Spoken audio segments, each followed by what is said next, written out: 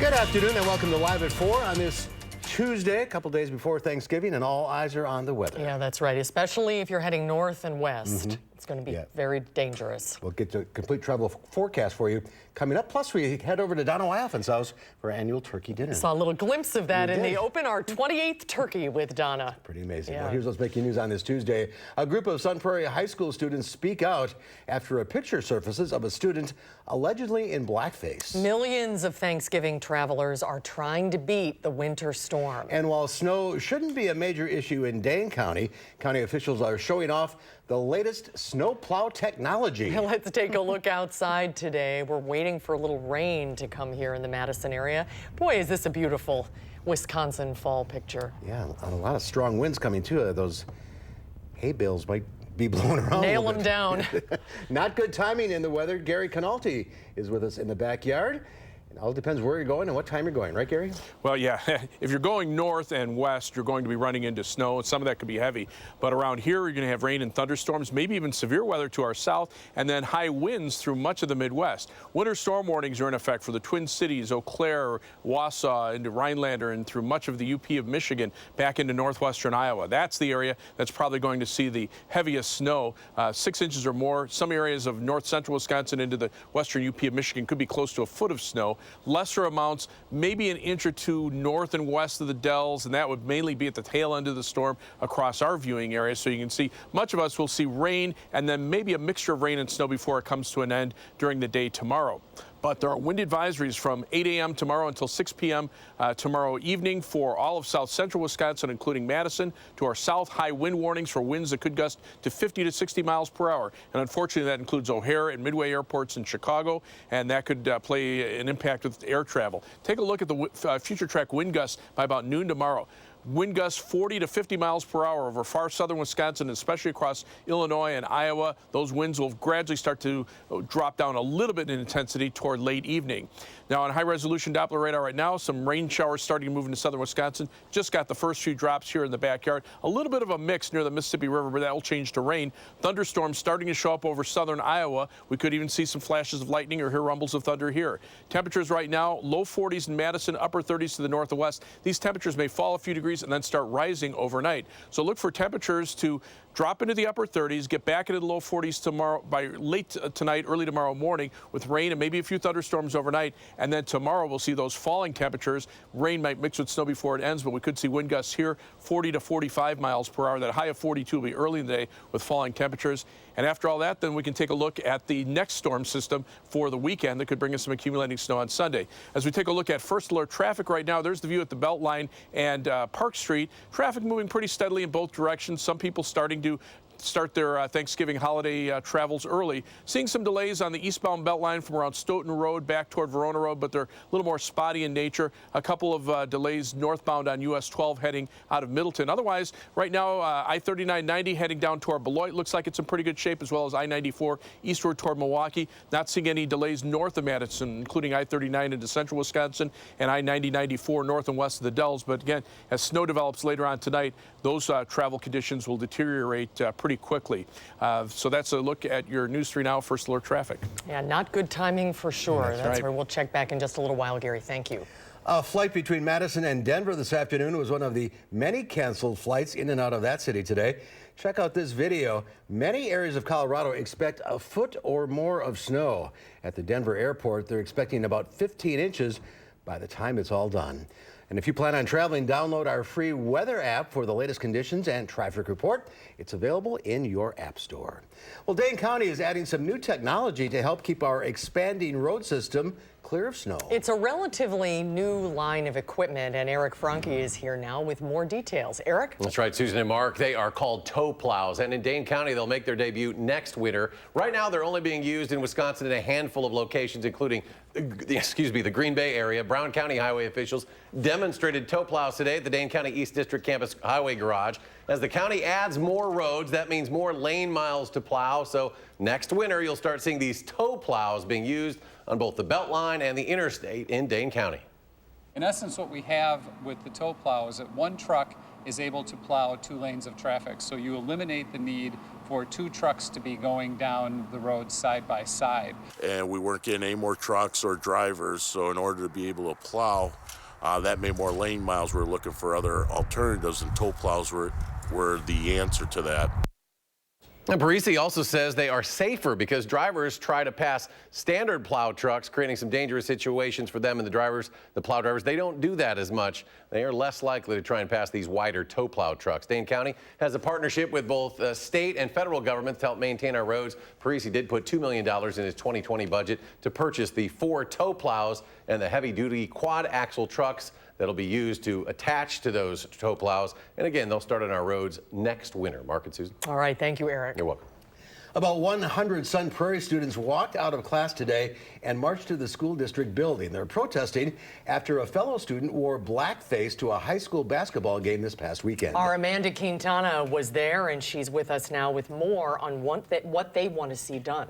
Students from Sun Prairie High School, Cardinal Heights Upper Middle School, and Prairie Phoenix Academy all met up to rally to the school district. Students tell me teachers and staff aren't doing enough to stop racism in their schools. When students arrived at the school district building, they were quickly sent inside and media wasn't allowed on the property. Students say inside the district vowed to do more, but students aren't sure that will happen, saying it's education that needs to change. The child said he did not know anything about blackface, so we walked to the district to let people know, like, black history should be taught in schools instead of just slavery, because that's not all that happened to black people. The district refused to comment on the walkout or their plans to change anything. Students tell me the boy who wore blackface has been suspended for 2 days. They believe that he deserves more of a punishment, though. Thank you, Amanda. Wisconsin hunters killed dramatically fewer deer during this past weekend's gun deer season opener. Officials with the state DNR say hunters killed just over 90,000 deer on Saturday and Sunday. That is down 24% from last year. The gun deer season ends this Sunday. President Trump is fighting back against a judge's ruling which could compel his staffers to testify in congressional investigations. Former White House counsel Don McGahn refused to comply with a congressional subpoena to testify before Congress. Federal Judge Ketanji Brown Jackson issued a stinging rebuke, writing, "The contention that a president's top advisors cannot be subjected to compulsory congressional process simply has no basis in the law." Democrats on Capitol Hill declared the judge's ruling a victory, but the White House filed an appeal of the decision this morning. With the president when he was briefed on the decision coming down, actually, and nobody was surprised. It is not unexpected, but it may be unsustainable, and we'll see where it goes. The president tweeted he would love to have Mike Pompeo, Rick Perry, Mick Mulvaney, and many others testify about the phony impeachment hoax, but future presidents should in no way be compromised. What has happened to me should never happen to another president. Congressman Adam Schiff sent out a statement saying the witnesses who have defied Congress at the behest of the president will have to decide whether their duty is to the country or to a president who believes that he is above the law. Former Secretary of the Navy Richard Spencer is firing back after he was fired for the way he handled a war crimes case involving a Navy SEAL. Spencer says President Trump's ruling on Navy SEAL Edward Gallagher sent a bad message to U.S. troops. Gallagher was acquitted of murdering a captured ISIS fighter, but convicted of posing for a photo with the man's body. He was to be punished by Spencer with a demotion and the loss of the Trident pin that identifies him as a Navy SEAL. Spencer was then fired by the Pentagon. Defense Secretary Mark Esper confirmed that the president ordered the Navy to end its review of Gallagher's conduct. I don't think he really understands the full definition of a warfighter. A warfighter is a profession of arms, and a profession of arms has standards that they have to be held to, and they hold themselves to. President Trump has framed the move as a defense of the nation's armed forces. This morning, the president tweeted, "I will always protect our great war fighters. I got your backs." A dangerous wildfire northwest of Los Angeles is forcing the evacuation of thousands of people. The cave fire broke out yesterday in the Los Padres National Forest, about 90 miles northwest of LA. 600 firefighters are attacking the fire from the ground and the air. Strong winds helped the fire explode overnight, charring thousands of acres of land in just a matter of hours. It's been quite the firefight. We've had winds moving up slope, down slope, across the slope. We've had firefighters engaging in structured defense, being pushed out and run out, and then turning around, come back, and getting right back on those structures. Residents from more than 2,400 homes are under a mandatory evacuation order. Crews may get some help from rain, which is expected later today. Wildfires have consumed nearly 200,000 acres across California this year. Well, still to come at 4, a grieving grandfather speaks out after a terrible accident aboard a cruise ship. His granddaughter slipped out of his arms and fell to her death. Salvador Anello in an exclusive CBS interview. That's when Live at 4 continues. You're watching News 3 Now, live at 4.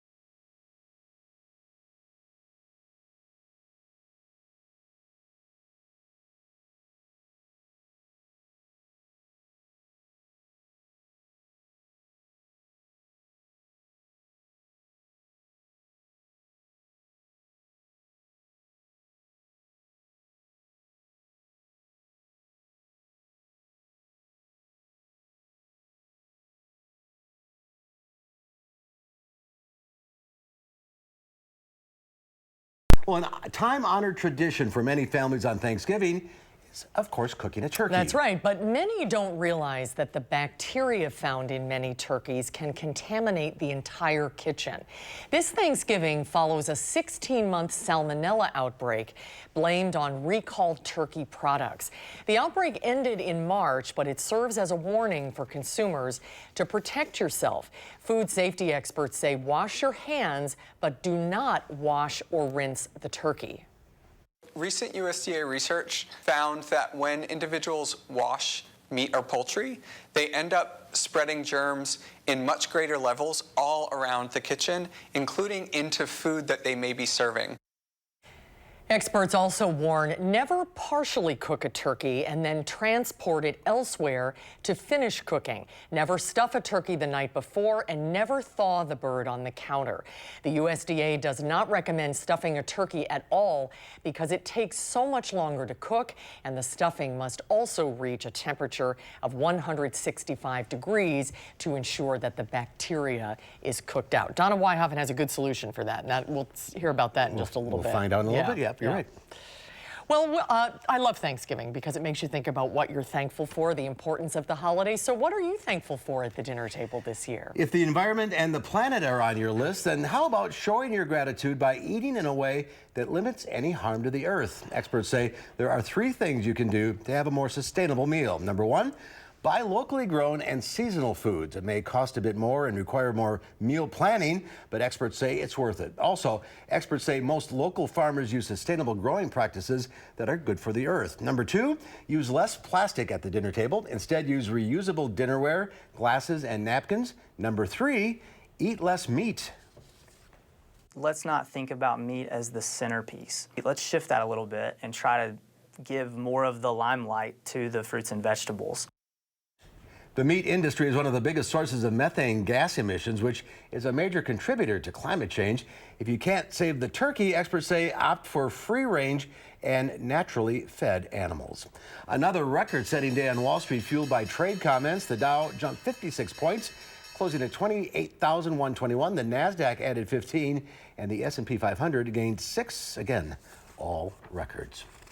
Well, the grandfather accused of negligent homicide and the death of his granddaughter is speaking exclusively to CBS News. Salvatore Anello was holding 18-month-old Chloe Wiegand up against what he thought was a bank of closed windows on a Royal Caribbean cruise ship in Puerto Rico when the child slipped from his grasp and fell 150 feet. He was charged because prosecutors believe his actions were reckless. He sat down with CBS This Morning's lead national correspondent David Begnaud for this emotional interview.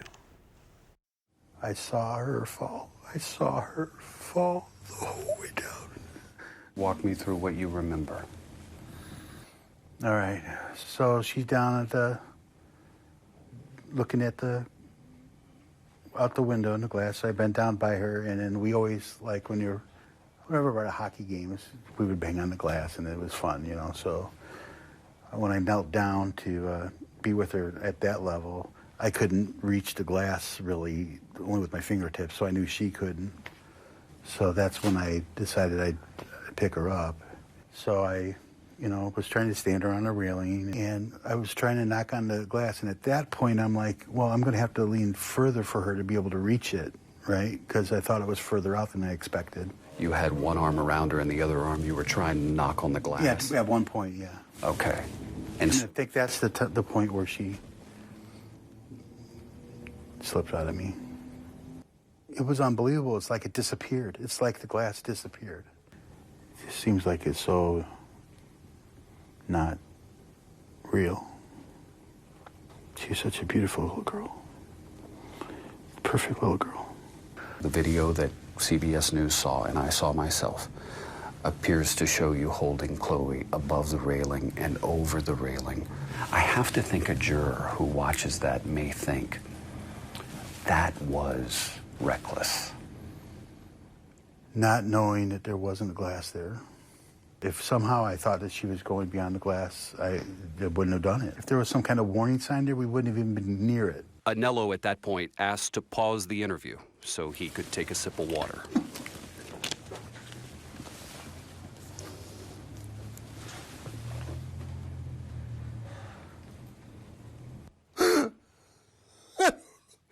I don't know what to say.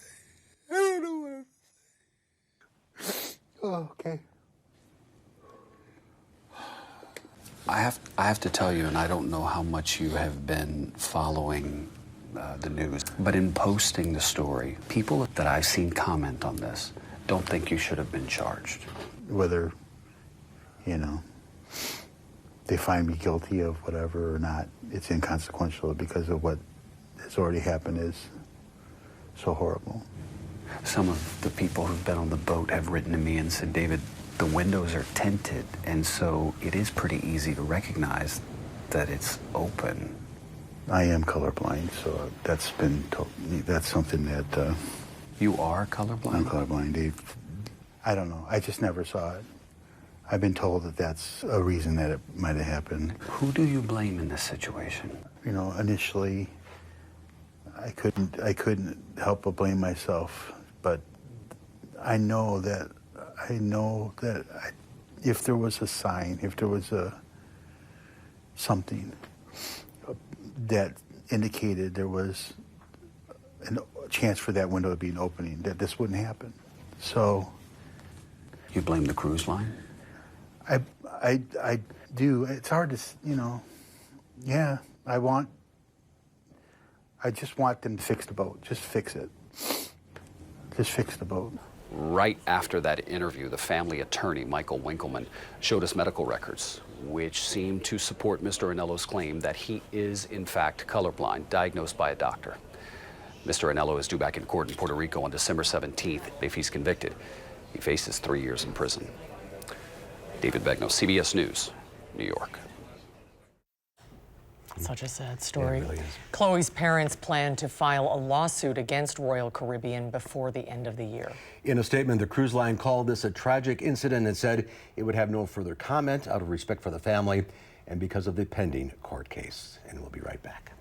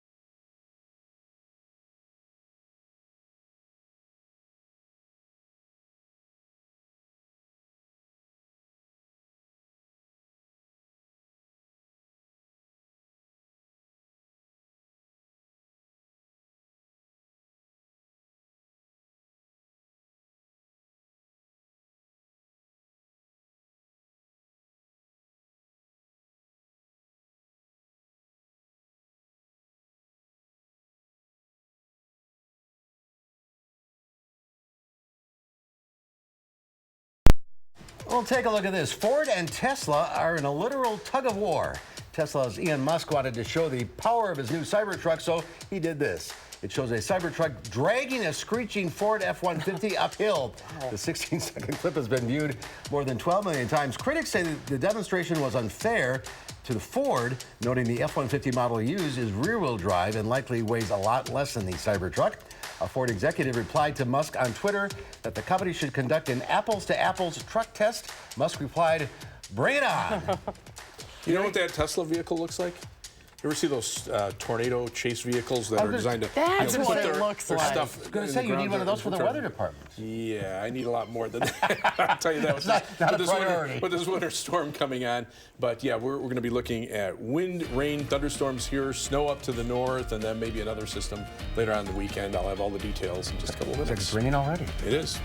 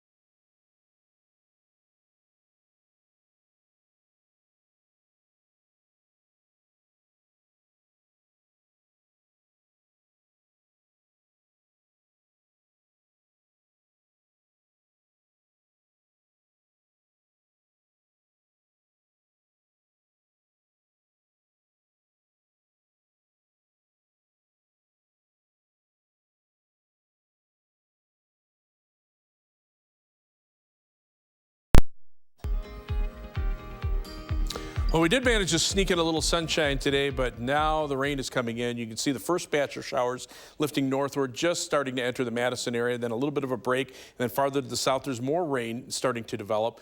In fact, 3-hour precipitation shows just a little bit so far, but we're going to see some thunderstorms develop. In fact, the Storm Prediction Center actually has a marginal risk of severe thunderstorms into the southern suburbs of Chicago and a slight risk farther to the south, where there could even be a couple of tornadoes tonight. So, yeah, it's that kind of a storm system. If you're planning travel over the next 24 to 36 hours, the area right now most impacted is this area from Nebraska through northwestern Wisconsin. That's going to be for snow and wind. They could see up to a foot of snow in parts of north central Wisconsin before all is said and done. And of course, the thunderstorm threat and rain and wind farther to the south. Tomorrow, the main threat is going to be wind, especially across Illinois and Iowa, where the land is a little bit flatter and winds could gust to 50 to 60 miles per hour, although we'll start to see some gusts in the 40 to 45 mile per hour range here, and the snow will be winding down except in the UP of Michigan, where the lake effect snows will be kicking in. The next weather system starts to gather strength out to the west, and that will affect us over the rest of the holiday weekend. So as we take a look at alert days that are in the forecast right now, tonight windy with rain, thunderstorms, and a little bit of snow, mainly north of the Dells. And then for tomorrow, it'll be very windy with rain and snow coming to an end, but there could be wind gusts to 40 miles per hour or stronger, and that will impact travel, especially through some of the major airports. Twin Cities will be affected by snow and wind. Chicago, Midway, and O'Hare affected by the wind. On future track, the rain will lift northward. Notice the temperatures dropping into the upper 30s and then getting back into the lower 40s by early tomorrow morning. Precipitation at that time, mainly rain across southern Wisconsin. But then as the colder air starts to wrap around and those winds start to pick up, temperatures will drop into the 30s. The bulk of the precipitation by that time will be lifting into central and northern Wisconsin. But we're going to be dealing with those strong winds that will gradually start to die down later on tomorrow night. In fact, future track wind gusts starting tomorrow morning. The strongest winds will be out to the west of Minnesota and Iowa. And watch how they rotate in so that by noon tomorrow, we could be seeing winds in the 40 to 45 mile per hour range with gusts to 50 to 60 miles per hour farther to the south across Illinois and Iowa. And then those winds still remaining strong into tomorrow evening and then dying down overnight. Wind advisories in effect from 8 a.m. until 6 p.m. Tomorrow for all of southern Wisconsin. High wind warnings down to our south. And then, of course, the snow to our north and west. Maybe 1 to 2 inches northern Juneau and Adams counties. Heavier amounts to the north and west of that. 6 inches or more through northwestern Wisconsin with probably around a foot in this area from north central Wisconsin into the western UP of Michigan. Winter storm warnings in effect for that area. Winter weather advisories north of Green Bay to just south of Rhinelander. And again, the wind advisories here and high wind warnings farther to the south. Alert day in the forecast, actually, we'll go past that. That's for Sunday. This is mainly for snow. We see rain and snow during the day on Saturday, mainly rain during the day, and then that switches over to snow late Saturday night. And on Sunday, light snow moves through with some strong winds, and that could lead to travel problems. Maybe 1 to 3 inches of snow, but strong winds blowing it around. High, right now, the live view from the Edgewater Skycam, cloudy skies, light rain starting to fall. High so far today, 44, the low 27. And right now, we've dropped to 41 with humidity at 70%. The rain on the way and will be here over the next couple of hours. So again, wind advisories from 8 a.m. until 6 p.m. for our entire viewing area. Tonight, showers developing, maybe even a few isolated thunderstorms. Windy with a low of 38 and then rising temperatures and a mix of snow north of the Dells. Tomorrow, that rain or mix will change over and probably come to an end. But again, there could be a mix of rain and snow before it ends. High at 42 early and then falling temperatures. And then the rainfall amounts generally around 1/4 to 1/2 inch now with heavier amounts to our north and west. But most of this will be in a liquid form except up north of the Dells. As we look at the 7 to 10 day forecast, you can see that next storm system for the weekend. After we get past the weekend, when everybody goes back to work, the weather turns quiet. Partly sunny skies, high temperatures, low to mid 30s. All right, Gary, thank you.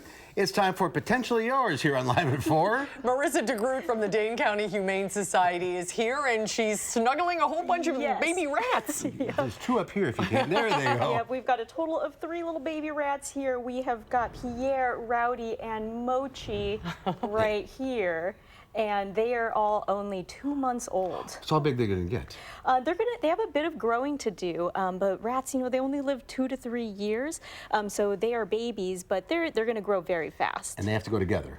Yep. So these 3 brothers are best friends, and you can tell they love to snuggle together. Oh, there we there's go. the face. Oh, that is so cute. And so we're looking for a home so they can all go home together and grow up together, because rats are really social creatures, and so they love to interact with people and with their buddies. So if you're thinking of adopting them, what kinds of things do you need to know? You need a place to... Not like this. This is just a little travel one. Yeah, this is a little mobile home, so they're going to need a nice space to run around in, but also out of the cage playtime.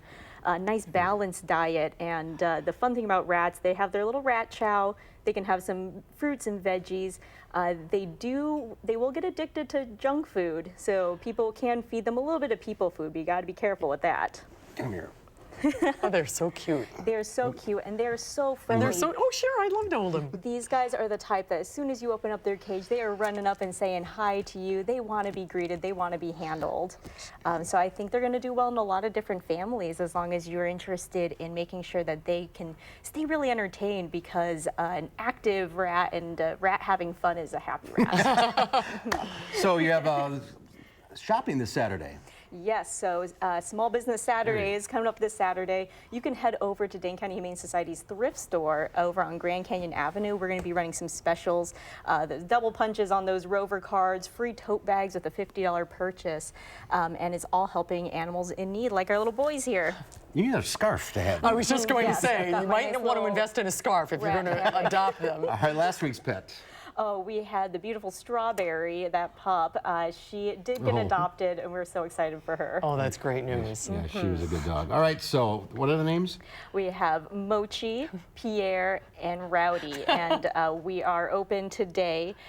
We are closed on Thursday for the holiday, but we'll be open again for Friday. Oh, great. Good to know. This is the cutest thing. I know, it really is. It really Little is. snuggle buddies. All right, Marissa, thank you. Thanks, Marissa. If you're interested in adopting or checking out other animals at the Dane County Humane Society, go to giveshelter.org or call 838-0413. Happy Thanksgiving, Happy Marissa. Thanksgiving.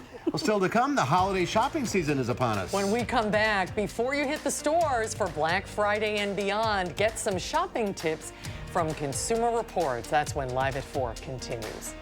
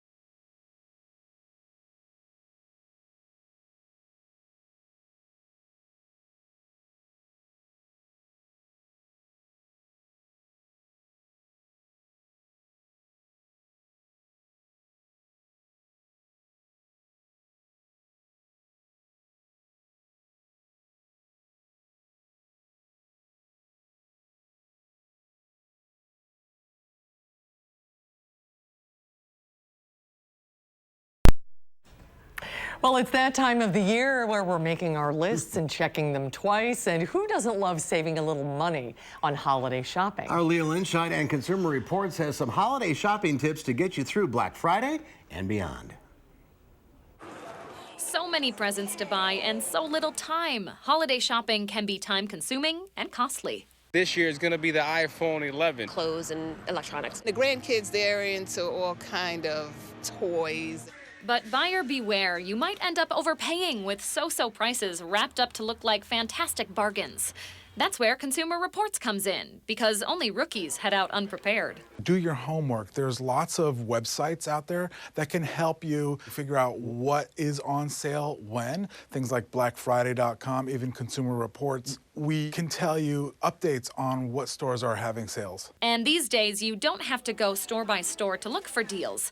Instead, you can use websites and apps to help you comparison shop. Apps like Shopzilla, Google Shopping, Price Grabber. These are all sites in which you can see prices that are being offered in the store and compare it with prices in other stores. And don't forget to get social. If you like a particular brand or a particular retailer, make sure that you're following them on Twitter, Facebook, Instagram. These are all channels in which they are going to be advertising their latest sales. Finally, create a budget and stick to it. Yes, this sounds simple, but big sales and doorbuster specials are designed to get you into the store or shopping online so they can sell you all those other items you weren't intending to buy. For News 3 Now, this is Leah Lynchide. Happy holidays. You too, Leah. Consumer Report says if you find an online deal, put it in your basket immediately. Yeah, that's because you typically have about 15 minutes to check out, so that gives you enough time to compare prices elsewhere before you complete your purchase. Sounds like a lot of work. Yes, it does. Well, still to come at 4, over the river and through the woods to Donna Wyhoffen's house we go. It's time for a very Donna Thanksgiving. Hope you're hungry. That's when Live at 4 continues. We'll be right back.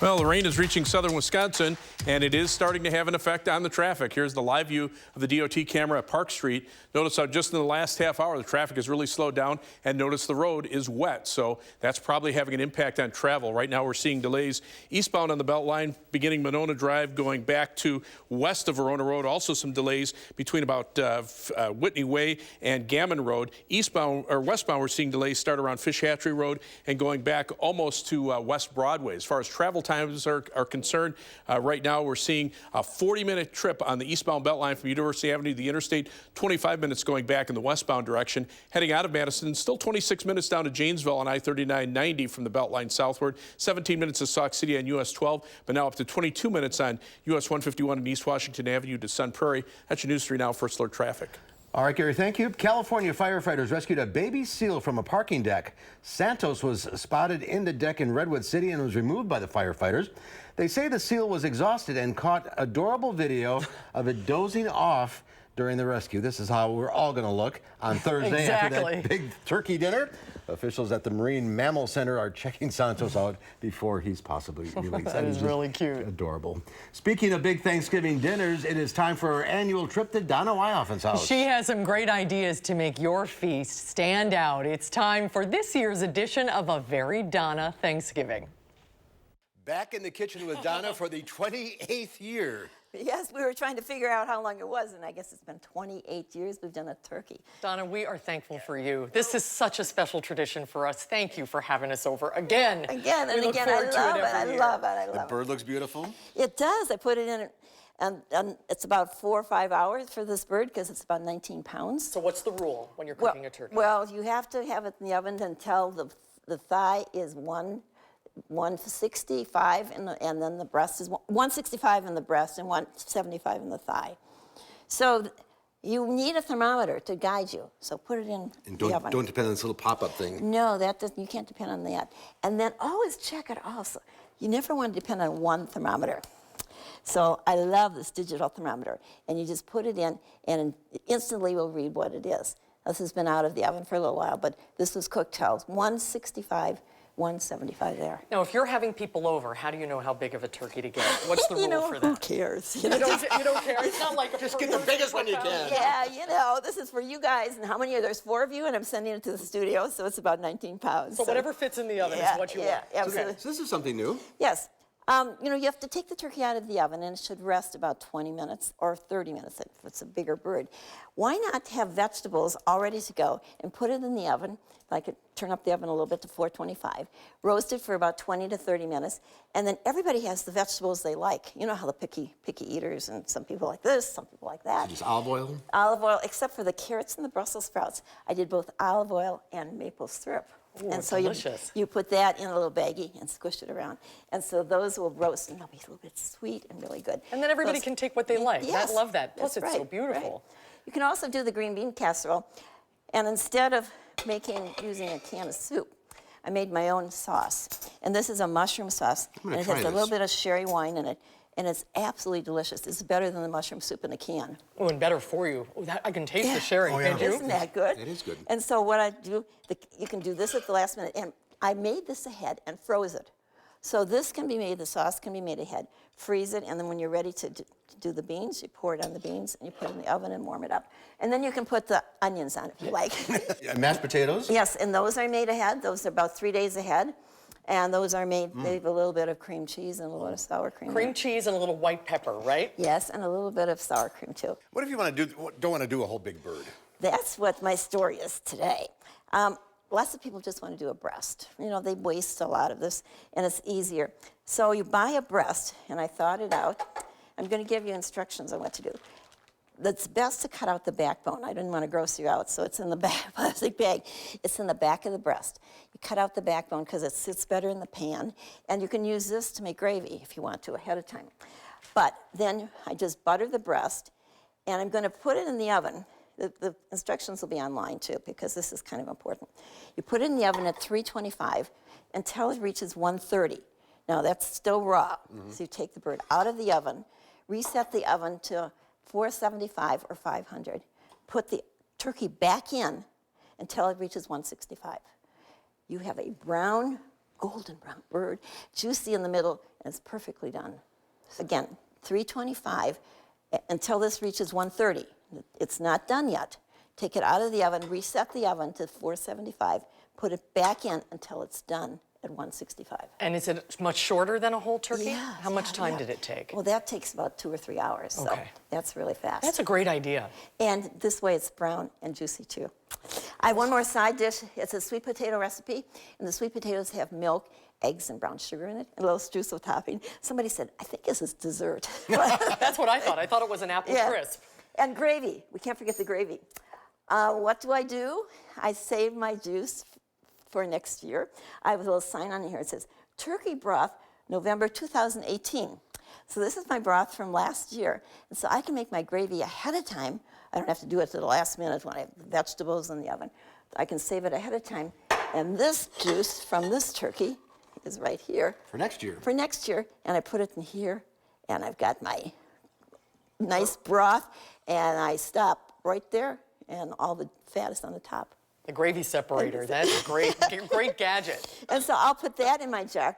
And next year, when it's our 29th year, I'll say turkey from 2019. So what's the best way to carve a bird? I don't know. What do you want to do? You take off, you're going to tie it? No, I'm not going to. Oh, God. I'm going to watch you. No, well, you know, first you take off the leg. That's your favorite. That's the best part. That's Mark's favorite. Really? The drumstick. Yeah. And look at this bird. I mean, it just falls apart. It's just as tender as can be. And then what you're really supposed to do is take the breast and cut it off. I won't be able to do this the whole time on the air. You're supposed to cut it off and put this part on the carving board. Oh, look at this. You won't believe this. It's so... Oh, and we forgot to mention you put a whole onion in the cavity instead of the stuffing, which you never recommend. And then you take this breast and you carve it this way, like this. You take it like this and carve it like this, and it's a little bit juicier. Against the grain a little bit? Okay. But look at this unbelievable juicy breast. Done to perfection, Donna. Another Thanksgiving in the books. You know why you wanted me to do this? I know. Yeah, exactly. Thanks, Donna. Happy Thanksgiving. I knew you couldn't resist. So Thank you, Donna. Happy Thanksgiving to your whole family. Thank you to you too. We'll be right back.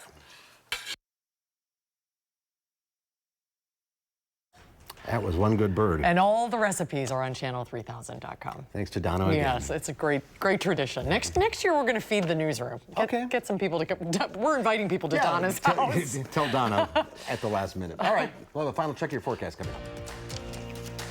Ready to roll playback. 3, 2,